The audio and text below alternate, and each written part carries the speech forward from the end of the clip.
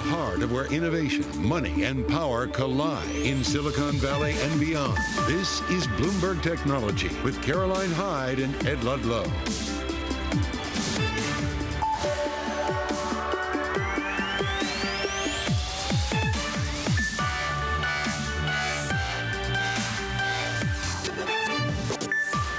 I'm Caroline Hyde at Bloomberg's World Headquarters in New York. Ed Ludlow is off. This is Bloomberg Technology. Coming up, we break down Oracle's earnings and its push into the cloud computing space as the company hits a record high. And we talk all things Elon Musk ahead of the vote on his $56 billion pay package. Plus, Paramount walks away from a deal with Skydance as it heads back to square one to find a new bidder.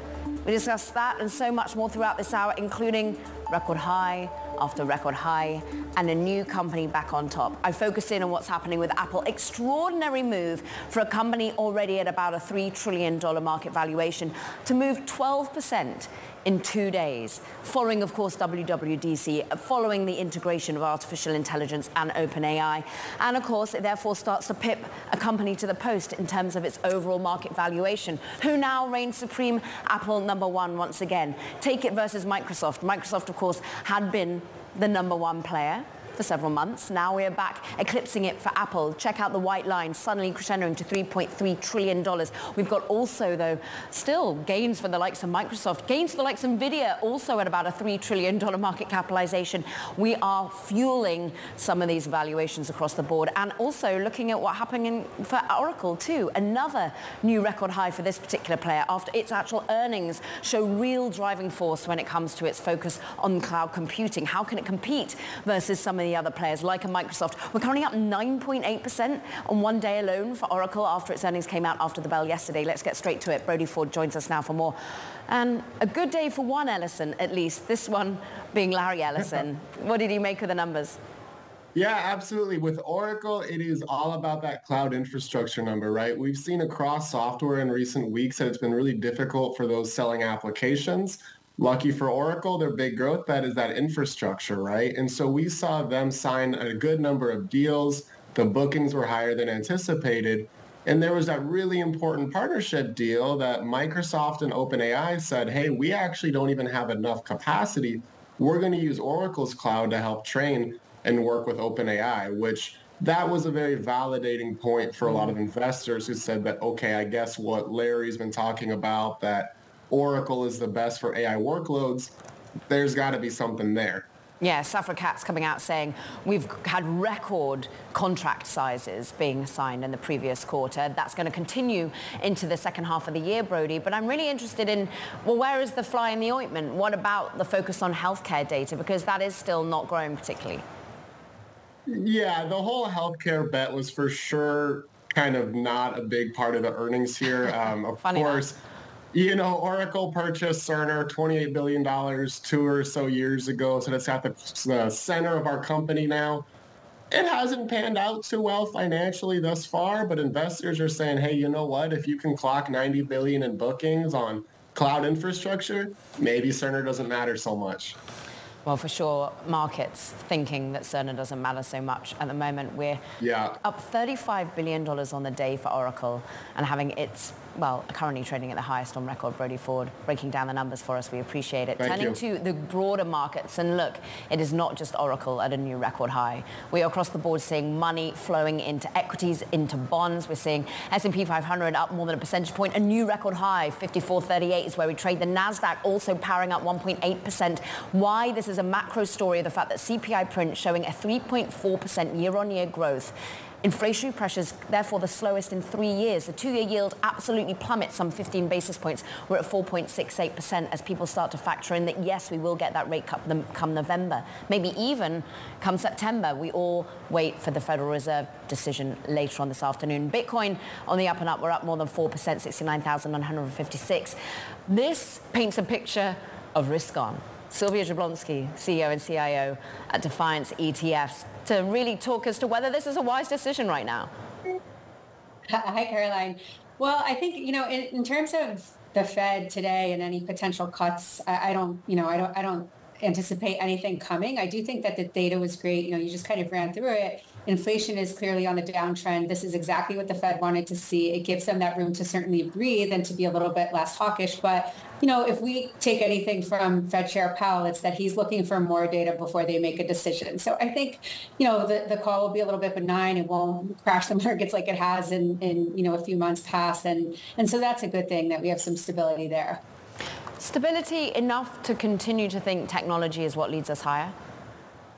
I think that technology is going to continue to lead us higher. And, the reason for that is that we're just in the beginning stages of this AI, fourth industrial revolution. It's only now starting to play into the earnings of a lot of the Mag 5, 6, 7s that have been reporting this last quarter. So I think it's just in its infancy in terms of how it's going to impact revenues in the bottom line. And we haven't even started to talk about how AI is transforming healthcare, how it's going to transform, aerospace and defense, banking systems and things like this. And so the companies who are the key ingredients to that revolution are essentially the Mag 7. And so I think they keep going. And also, look at the balance sheets. They're earning their multiples. Earnings projections are set to be about 14% or higher for the next couple of years. So, I think barring any major change in inflation, any geopolitical event, politics, of course, I think tech is a safe place to play. Apple's a weird one, though, because we're not expecting double-digit growth in revenue. In fact, the market is anticipating a 3% increase in revenue for the next fiscal quarter, Sylvia, and yet they eclipse Microsoft back as the most valuable company and rallying an extraordinary 12% in the last couple of days. Yeah. And so Apple hasn't done anything, though, for a couple of years. And it's really interesting because when the whole, everything was kind of falling apart a couple of years ago in 2022, all the tech stocks were kind of, down and crashing at some point. And Apple was the name that was holding up the market. This year that shifted to NVIDIA. And, here we are, NVIDIA still up there. And Apple has kind of regained its seat on the throne here. Next to the top players. And I think the story there is, pick up in China and then also some talks of the AI integration and things like this. They're finally on the map with that. We just hadn't heard anything compelling from them in a long time about that. But, the big story is if you start getting upgrades on phones, because actually this time they are different and they have that AI play, and then pick up in China, probably deserves a little bit of a stock increase there. Can you talk us through some of the not just fundamentals, but technicals that are going to be at play as we head towards the end of the first half of the year and we get a rebalancing moment in June? We saw some big differences and shake-ups in market capitalization. Where will money move? How will that continue to feed the biggest? Yeah, I think, when you have about 90% of the growth of S&P 500 coming from 4 or 5 names, and then, 40% of the growth coming from the next 2 behind it, I don't think actually that the rebalance will put it into kind of rebalance. It'll equalize it a little bit better on the next rebalance, but it's probably not going to change because the top market cap names are going to remain the top market cap names, and they're going to end up leading the index forward. But around that type of trading, when you're selling off a little bit of this and picking up a little bit of that, you do get some market movement. But I just think that they're going to remain the top players, and there's probably not going to be a huge amount of impact from the rebalance coming up. Yeah, that all to do with perhaps the technology select sector spider, much being written by Bloomberg Intelligence, Sylvia. What about your own ETFs? Where has outperformed? Where have the bets been right? Yeah, so ours are in line with the market. So our 2 biggest, ETF plays are a ticker called 5G and one called Quantum. And essentially what they do is they represent AI, machine learning, and then all of the, widgets that go into supporting that. So 5G is the connectivity technology factor of it all. You need low latency, obviously, to process this data to make driverless cars work and all of that. And, we don't talk about 5G as much as we probably should. I think pretty soon we're going to be talking about 6G, actually. And Quantum is just it's just benefiting because it's all the AI stocks. It's NVIDIA. It's, it's all the kind of home runs there that are leading that revolution. So that one's just been on a tear for us this year. And believe it or not, commodities too, right? We've got a uranium play out there. And when you think about things like uranium and copper and just energy in general, the need to process, to run the electricity grids for AI, those names play into. Crypto still a bet? Yeah, I still like crypto. I think it's becoming further and further commercialized. I think that there are enough of institutional retail players out there that are willing to allocate a small percentage of their assets to cryptocurrency. It at some point started to diverge from tech. Now it's playing along with tech again this week. But it seems to be a core holding in a lot of portfolios. Look, the billions of dollars that flew into the ETFs just tells me that it's around to stay. Ether and Bitcoin in particular. Sylvia, it's great to have you back on the show. Thank you so much for spending some time with us. CEO, CIO at Defiance ETFs, those on a tear in line with the market. Meanwhile, coming up, Musk's X platform gains among GOP users. More on that next for our own Kurt Wagner. Meanwhile, there is another company that is doing particularly well today. In fact, it has been for the last couple of days. This on a partnership with Apple. We understand a firm is extending its gains after that Apple Pay deal.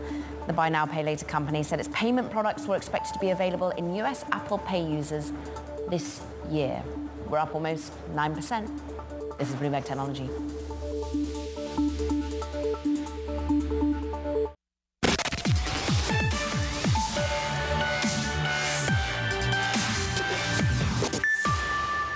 Time now for Talking Tech. First up, Paramount chair Shari Redstone has walked away from a deal to sell her media empire to David Ellison, the son of the Oracle founder. Redstone rejected the latest proposal from Ellison's Skydance on Tuesday after lengthy negotiations. Still, there are other bidders waiting in the wings, including Apollo Global Management, Seagram's Air, that's Edgar Bronfman, and independent film producer Stephen Paul. Plus, ByteDance is cutting about 450 jobs in its Indonesian e-commerce arm. Now, the move marks the first round of cuts since combining its TikTok shop with local rival Tokopedia, and that was in January. According to people familiar with the matter, ByteDance is reducing staff across its e-commerce teams, including advertising and operations.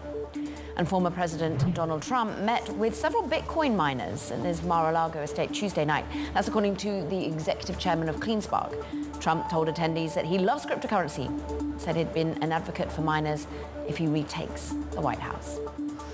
Now, staying in politics and with it, social media platform X, formerly known as Twitter, of course, has now grown in popularity among conservative users. Now, according to a new Pew Research study, the number of Republican users have more than tripled since Elon Musk's purchase of the site back in October 2022.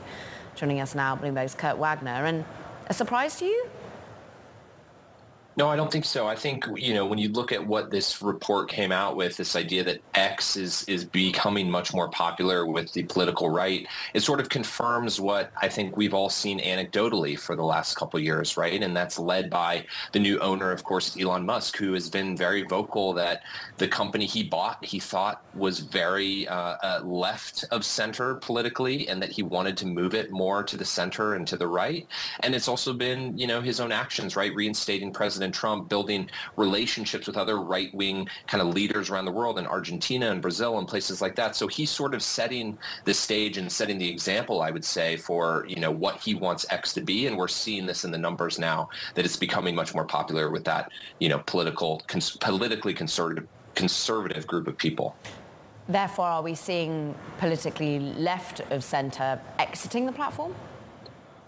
Yeah, well, some are exiting, but more than that, they're saying that they don't feel welcome.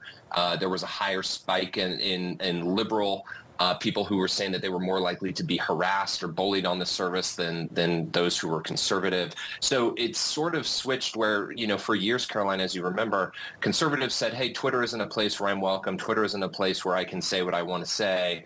They didn't feel like it was their home. And it seems like those roles have reversed. Now it feels like, the data sort of suggests that conservatives believe that X is the place for them, and liberals are feeling less and less welcome there. I just want to turn our attention to another one of Elon Musk's companies, SpaceX, and indeed his behavior there. There's reporting, this is all coming from the Wall Street Journal, Kurt, at the moment. I'm sure you read the story, that Elon Musk has pursued women working at the company, apparently for sex, including a former intern, citing affidavits signed by this woman and other interviews. What do you make of the reporting coming from the Wall Street Journal today?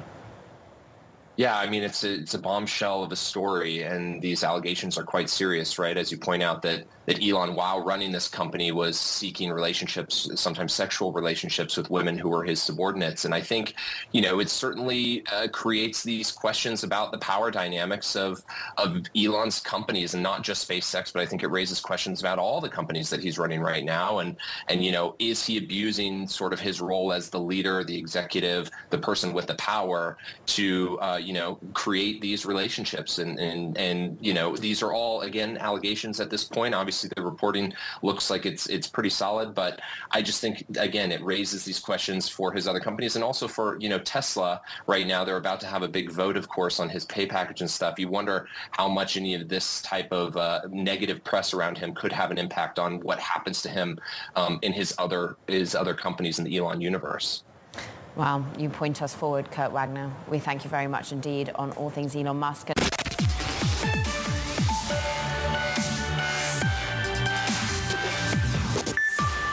Time now for a weekly AI in Action segment. And today, we're looking at artificial intelligence in the workplace. Now, only 7% of organizations have mature AI implementations. Their employees are 3 times more likely to report productivity gains from using AI at work. Now, that's one of the key highlights from a great new report coming from Asana. It's all about the impact of AI in the workplace, and we're going to bring in Asana's head of AI, Paige Costello, for more on the findings. And actually, what took me by surprise is people are feeling more optimistic about using it in the workplace. Absolutely. Executives are very excited, and all the individual contributors are also starting to use it quite a bit more. One of the biggest things we saw is that more than half of knowledge workers report that they're using generative AI weekly. That's up 36% in just 6 months. How productive is it making them? What sort of gains are those that are being early adopters seeing? Yeah, well, we see that the people who use it daily report the highest productivity gains. 89% of people who use it daily say that they're seeing those gains, and only 39% of people who use it monthly see those gains. So we know that the more you use it, the more value you get out of it. Now, there's perhaps some sort of nervousness still. Certainly if you're a student, for example, using it, you're in many ways getting a pushback from those that teach you. What about in the workplace? Are people feeling that you're cutting corners, or that actually this is the way you should be working? Yeah, it's up to organizations' leaders to really improve AI literacy and create a norm and set of expectations about how to use AI. This is a big gap where a lot of people aren't receiving training or guidance. Most organizations don't have a rollout strategy for how to train their employees at onboarding, how to really set up their organizations to roll out which vendors and make selections about how to get the most out of AI. People want to know that they're using it the right way and that they're going to be supported and celebrated for using AI for good. Why is that infrastructure perhaps not being built around the employee base as quickly? Is it nervousness on doing it right and with the right guardrails? Is it just a lack of knowledge from the top? I think there's a bit of curiosity about, do we have safe and reliable AI? Is it going to give us the right decisions that we can make from the data that we're getting? But honestly, I believe that a good deal of this is purely uncertainty about what it takes to be a newbie. A lot of these organizations and leaders are themselves learning and trying to create a plan while learning at the same time when the terrain is changing so quickly is really challenging. The reason Asana can do this sort of deep dive research is because you're a work management platform. You're helping companies, T-Mobile, for example, Amazon, manage their own workflows and executives therein. How are you using it? How are you using it for your clients too? Yeah. Well, I would say a few things. One, AI literacy is a priority for our organization. We want to make sure every employee knows how to use AI and how to get the most benefits for their teams. We have an AI council that thinks creatively about what are the tools that we need to use and how to deploy Asana. So Asana is an enterprise work management platform used by 80% of the Fortune 100 to drive clarity and accountability at scale. And what we see is that people are using Asana's AI capabilities to quickly create status reports across cross-sections of goals and portfolios of work, but also work with our new AI teammates where they can delegate specific parts of the workflow and jobs to AI in the context of their process in order to have more confidence that there's a level of determinism that it will do the right thing. Let's talk about hallucinations. Let's talk about doing the right thing. Have you seen any of that? Have you got the statistics of how your own offering, Teammates, is working and performing and improving? Absolutely. We're paying very close attention to the evaluations of different models and how they perform in the context of Asana. What I'm most excited about is the way Asana's data model works, is there's a context around the people doing the work, who's doing what by when, the timing of that work, and the ultimate goals they're laddering towards. And so what we see is the context of this work helps AI engage with more knowledge. So instead of surveying a vast amount of data and trying to surface some summary, AI is given a very specific set of instructions. Here's how we work. Here's what we're trying to achieve. Here's exactly what I want you to do. I want you to triage this request. If there's enough information, send it to this team. If there's not enough information, put it over here. I know that I need data on this. Please do some initial discovery and answer me these 3 questions. These are the sorts of tasks that people can confidently ask AI and Asana to do in the context of where their teams already work. Asana's been thinking for a long time about the coordination of work across teams in complex organizations. That's a hard job. Yeah. It's always complicated. But coordinating work with AI is the future, and there needs to be a structured way to understand what have we asked AI to do? Did it do what we asked? And see the impact of that work. We're all getting better at those prompts. Asana's head of AI, Oh, yeah. Paige Costello. Thanks so much for spending some time with us today.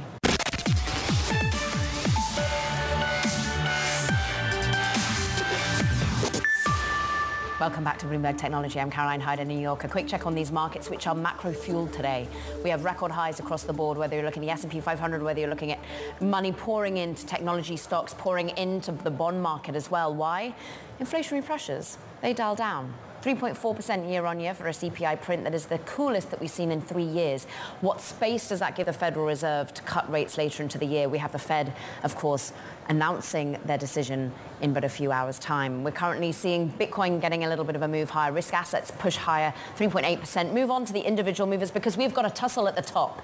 We've got market capitalizations that are eclipsing more than $3 trillion, and Apple eclipses Microsoft. We're back as number 1 for Apple. We're up another 5% after moving 7% yesterday. Extraordinary move for such a huge weighting of these indices. But Microsoft's also up 1.2%. It's more than $3 trillion in terms of market cap. So too is Nvidia, up almost 4%. It too is exceeding $3 trillion. And Tesla, look at that, up 4.3%. Interesting calls coming from Cathie Wood as to where we'll see this price target eventually. Remember, the call for 2,600 is where they see it for 2029 for ARK Invest.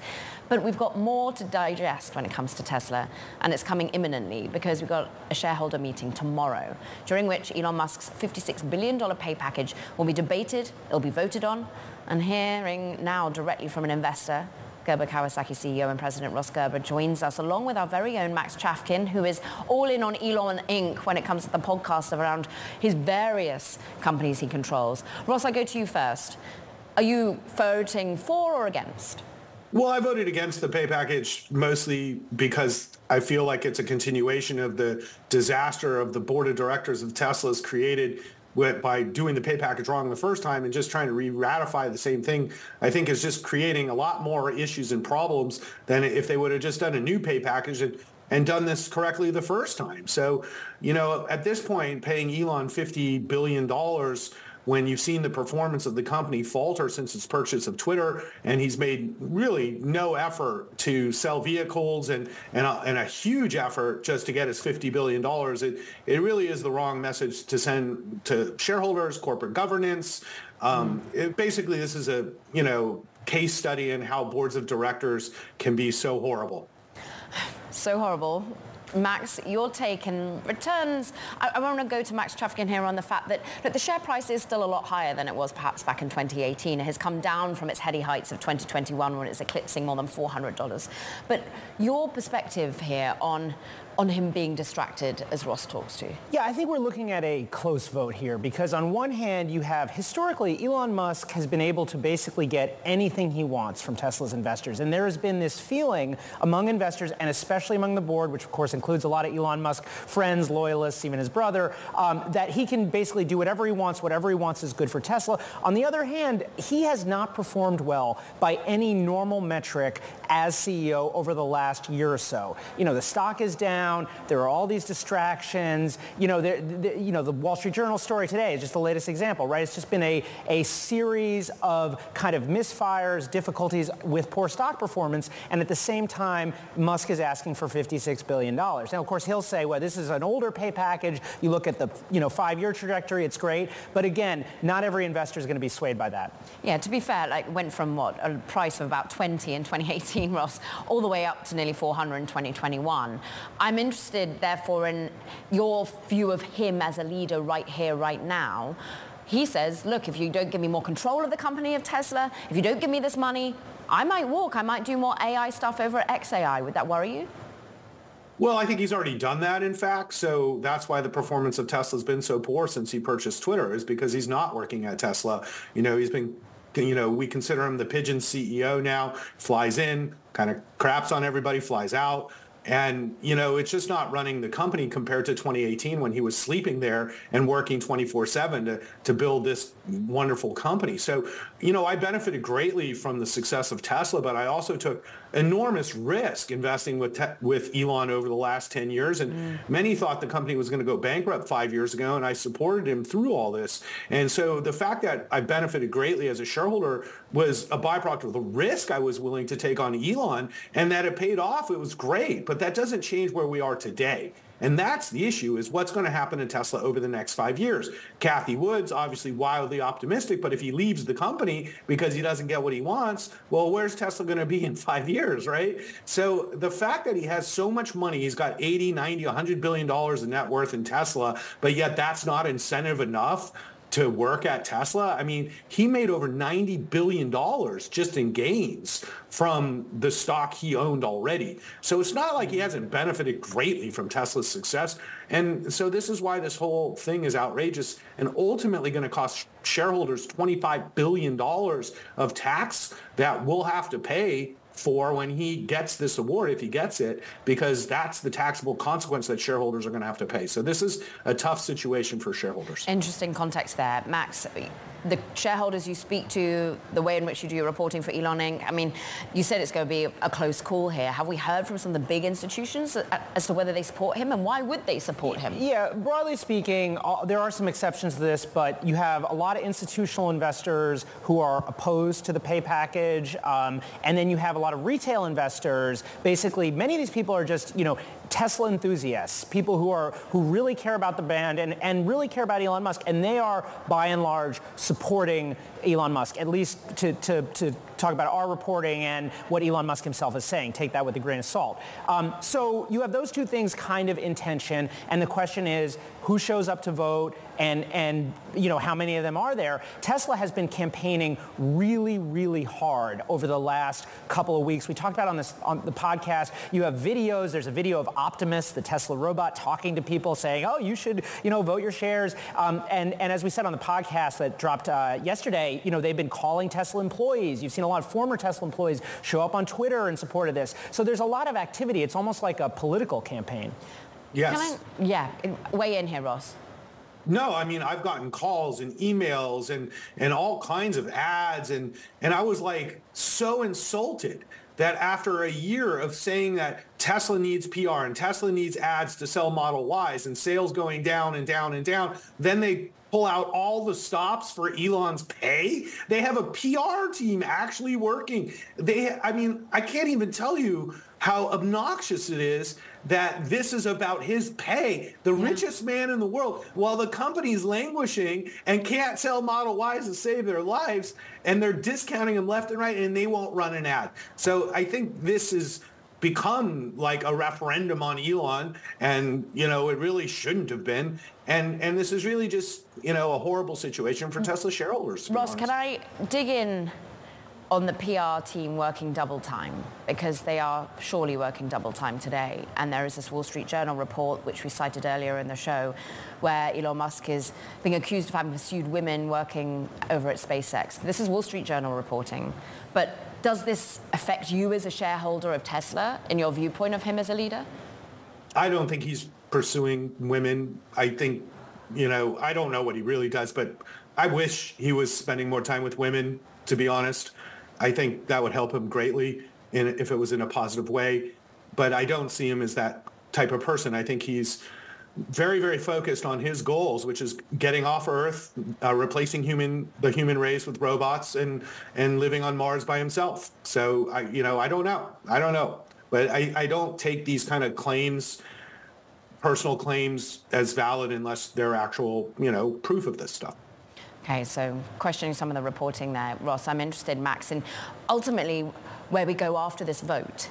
Because if it's a referendum on Elon Musk himself and it doesn't go his way, well, it doesn't actually or even if it does go away, it doesn't actually affect whether or not the money goes to him. It's still all about a judge, right? Yeah, we talked about this earlier this week. This is not a binding vote. It also doesn't have any legal consequences. Tesla's hope here is that the vote is overwhelmingly in support. They take it back to the Delaware courts, and this is part of their appeal. And that is the plan, kind of a novel legal strategy to save this pay package so they don't have to renegotiate it. I think that the challenge here, and what will be really difficult for shareholders, probably Tesla employees as well, is if the vote does not go his way, where does it go? Because we know from having followed Elon Musk, he is not going to be happy. He's already made threats, as Ross is alluding to sort of essentially take his talents elsewhere. And you do wonder if he's faced with a smaller pay package. Well, how much smaller is it going to be? And then it becomes this challenge of keeping Elon Musk motivated, which again is funny because he's getting paid a lot of money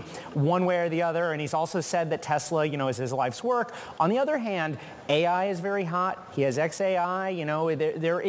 There is this threat. So you worry if you're an investor that he's going to take his ball and go home, and that could lead to massive upheaval at Tesla if that were to happen.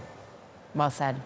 We thank you, Max. Just go and watch that, listen to that podcast, however you consume it. Dropping yesterday, All Things Elon Inc. Meanwhile, Gerber Kawasaki CEO and President Ross Gerber, as always, animated and thoughtful on the show. We thank you very much for contributing ahead of a vote you already said you said no to. Meanwhile, coming up, we're going to be joined by Susan Lyme from BBG Ventures on the heels of its second annual Accelerate Summit, all things private companies. That's next. This is Bloomberg Technology.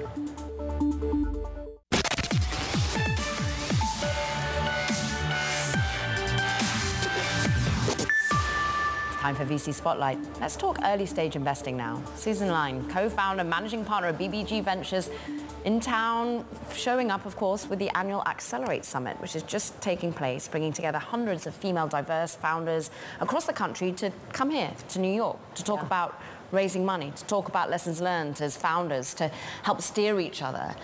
What were the key takeaways? I mean, was everyone all in on AI? Was that the hot topic du jour? It was definitely a topic, but it was not the topic, because I think every company starting out right now is starting with some kind of AI basis. So they have that advantage. But the things that people talked about more were, for example, product market fit, right? I mean, it's always a challenge. And one of the things we heard over and over again is that you think you know what this customer needs. Everybody builds what they think is needed in the market. And yet, what you have to do is constantly be making sure that you're getting feedback from that customer, because 5 times out of 10, you're off. You're off by something, right? It may not be completely wrong, but there were multiple founders who talked about it. Including April Koh, who's the CEO of Spring Health, now a multi-billion-dollar unicorn. A portfolio company. A portfolio company. But she talked about how they started out, and this is a mental health company. They deliver precision mental health care right now to companies. But they started out thinking they were going to do software for doctors to be able to figure out what kind of antidepressants to prescribe. And they pivoted. They would go in, they would pitch, and they would get blank stares. And they finally were told by someone, you should go meet with our HR department because there are so many doctors and nurses here who need mental health care. But do these companies at this moment have the bandwidth, when I mean bandwidth, the monetary bandwidth, to be able to pivot, to keep iterating? Do they have that? Are you allocating to companies before they've got product market fit? Yeah, we do allocate to companies before they have product market fit. You have to at seed stage because that's what you're doing between seed and Series A. But we hope we pick the founders who have the right approach to it and who have some data backing up the fact that they're on the right track. It's not a perfect science, but we have a good track record. Well, your track record is good, and we know you for media expertise, for ABC News, ABC TV more broadly. We think of you for AOL, but we then think of you for Martha Stewart. We think of you across many a different landscape. Where are you allocating into? What industry groups are most tempting? It's a really good question. We really look at large areas of the economy that need transformation, right? So healthcare, work, financial inclusion, climate, and underserved consumers. All very large markets that need change. They do, but climate, and dare I say it, backing diverse founders has been buffeted around some in political climate. Are you still seeing as much LP institutional interest in allocating to solving those sorts of problems? We are, because I think that that smart LPs understand that this is not about doing good. This is about looking at what the country looks like now, right? Massive demographic shifts over the last couple of decades. And if you want to back people who are building new companies, you're probably going to have a competitive advantage if you are supporting people who actually have lived experience with these problems, these issues. You had Martha Stewart talking of her lived experience at the event yesterday. The lived experience for most allocators right now is some pretty heady valuations if they got anything to do with AI in their name. But what about the rest of the space? What sort of size checks are you having to write now for a seed stage company, for an early stage company? Well, there are two different questions there. One is what size rounds are seed founders going for, and that has gotten bigger. Yeah. You know, if you look back 4 or 5 years ago, people were raising for 12 months, 18 months, so they were raising maybe $2 million, $2.5 million. Now we see a lot of seed rounds that are $4, $5, $6 million. And that's because founders, it's not because they're spending more on a monthly basis, it's because they know in this market, they're going to have to prove more. So they need that runway. They need 24 months or 30 months. So we're seeing a lot of that. We write checks anywhere from $500,000 to $2 million, let's say.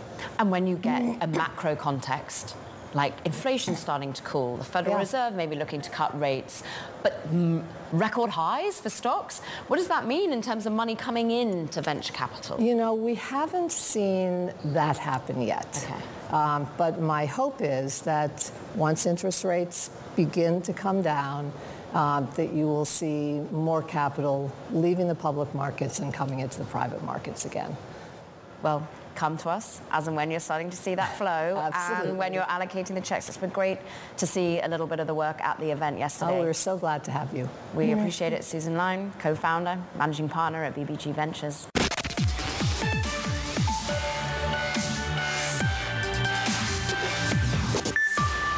Paramount Global.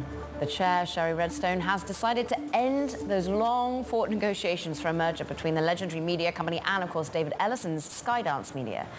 That's all according to sources. Who wrote that story? Bloomberg's Lucas Shaw. He joins us now. I mean, a saga runs and runs. The Redstones never cease to amaze us, or they just don't take the easy option, right? She pushed for this deal with David Ellison. She seemed to want to do a deal with Skydance. She had other options. She didn't engage seriously with Apollo. She didn't engage seriously with some of the people looking to buy the family holding company. And then at the last minute, she decided she didn't want it. There are a lot of reasons that I've heard as to why. Yeah, can you name like one or two of the most important? Look, one, David Ellison and Skydance had to revise their deal because other shareholders felt like they were going to get stiffed. Sherry Redstone was going to get a good deal, and that new deal would have paid her less. It's up for debate how much that influenced it. It had to be something of a factor. I think she was concerned about being caught up in a bunch of litigation, which happened when she put CBS and Viacom together. Then I think there's a part of her where just, look, her family's controlled this company for decades. Is she really ready to give it up? She says she is, but she was at the altar and she ran off. It's a legacy question, many feel, and ultimately whether she's increased or eroded value. And at the moment, sadly, some analysts out there saying this has just been a complete erosion of value for Paramount, what the deal could have got for the business. Yeah, look, there's no great deal for Paramount right now. This is a business that was worth about $30 billion when she put CBS and Viacom together. It's now less than 10, depending on how you calculate it. Nobody's going to come and give them some huge deal that's going to make investors a ton of money. You have some investors that maybe just want it to be over with and be out of it. And Ellison represented a good option in that he was going to inject capital into the business, but a complicated option because he wanted to merge it with his company, and the valuation on his company some people see as being way too high. What's interesting is now we wonder who are the players left in the game. We had Jeffrey Katzenberg on the show a little bit earlier in the week, and I asked him about the value of Paramount, and he was like, look, it'll still get a good deal. And then he talked to some interesting people gathering in a room for breakfast. Just take a listen, Lucas. And I will tell you, I just literally went to an early breakfast, ran into Bob Iger, Jeff Shell, and Brian Robbins, all in one room at one time. The current president of Paramount, Jeff Shell, who's on Redbird, and Bob Iger, who's watching it all. It's quite a morning. So what do you think they were talking about? Or what do we think ultimately will be deals that could be made for individual bits of streaming and other parts of the asset? Well, look, they're going to try to execute a strategy that a new owner would have done anyways, right? They're going to cut costs. They're going to look for some partnerships in streaming to build out the business. But it's not clear whether the three guys who are in charge right now are going to be there for that long. It seems like Sherry Redstone is still interested in maybe selling her family holding company, doing a cleaner, simpler deal. That's not necessarily great news for the other shareholders in Paramount, but it would be good for her and her family. If that happens, if she re-engages with one of these other bidders, Edgar Bronfman with Bain Capital being one of them, the film producer Stephen Paul being another, then we're signing up for several more weeks of negotiations and speculation and stories and all of that. If she decides to let the current leadership take a real run at it, I think we'll see a painful but necessary change in terms of strategy at the company, which just can't figure out streaming right now. I'm going to let the audience decide which version of events you're going to want to happen the most. But there's certainly several Netflix documentaries and various movies to be made of this saga. Lucas Shaw, we appreciate him for it. That does it for this edition of Bloomberg Technology. Do not forget to check out our own podcast. You can find it on the terminal. Go check it out online, Apple, Spotify, iHeart. This is Bloomberg Technology.